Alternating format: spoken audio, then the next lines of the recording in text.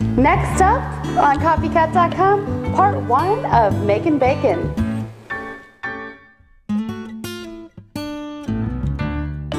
I love to show you how you can recreate your favorite restaurant and grocery store recipes at home and in your own kitchen.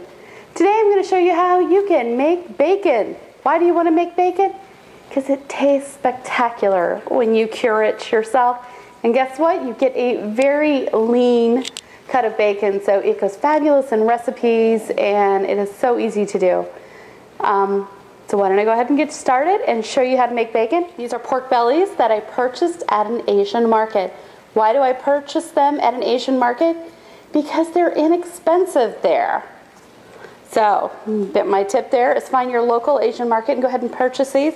I got these for $2.99 a pound. I have about 6 pounds of incredibly lean pork belly here, and this is what actually makes bacon. And I am going to season my bacon with a couple of things. Now I'm using pink salt. You can use regular salt. This is a specialty type of salt you can get from a spice store. Penzeys online, or my favorite, the spicehouse.com, sells this pink salt.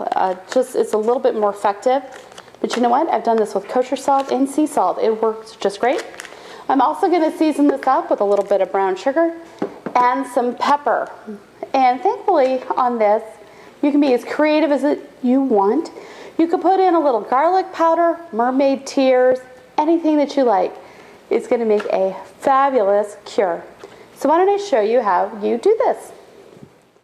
So first, let me show these pork bellies to you up close and personal. Now, if you flip them over, there's a skin side. Yes, this is the outside of the pig. And if you touch it, it's still a little hairy, but don't worry.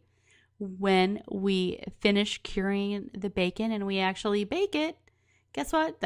That's coming right off. I just want to show you, look how lean this is. When is the last time that you have purchased bacon and it's been this lean? I have no idea. I know personally, I've never purchased bacon that's quite this lean. But look at that. And it's going to be perfect on a breakfast table or in some green beans or anything else. Now let me show you the rub. Now I have 2 teaspoons of pink salt already in there. If you don't have pink salt, don't worry. You don't need it. It's not really required. It just helps if you want to smoke it or you want to maintain the color. So if you don't have it, don't worry. Now for my rub, I am using 2 parts of kosher salt. You don't have to be real exact, but just 2 parts of salt to 1 part of sugar is what I like to use. So here we go. I have in my 2 cups of kosher salt. Again, you could use regular. Then I'm going to add 1 cup of sugar to this. And then I'm going to add a couple of teaspoons or so of ground black pepper. I just like this. It adds a little flavor. Some people like to put in maple or just anything you like. Now we're just going to give this a quick mix up, and then we are going to simply pat both of these pork bellies down with this rub here. You want it nice and thick, and you want to fully cover all of the bacon because you want it to be well seasoned. You also don't want the off chance that it could spoil during the cure process. So be very, very generous with your rub.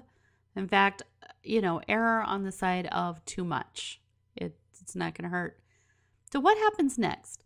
So we're going to finish rubbing these down with our seasoning mix. We're going to put these in the refrigerator for about a week, and then I'm going to show you what we do with bacon after that point. So please be sure to rate, comment, and subscribe.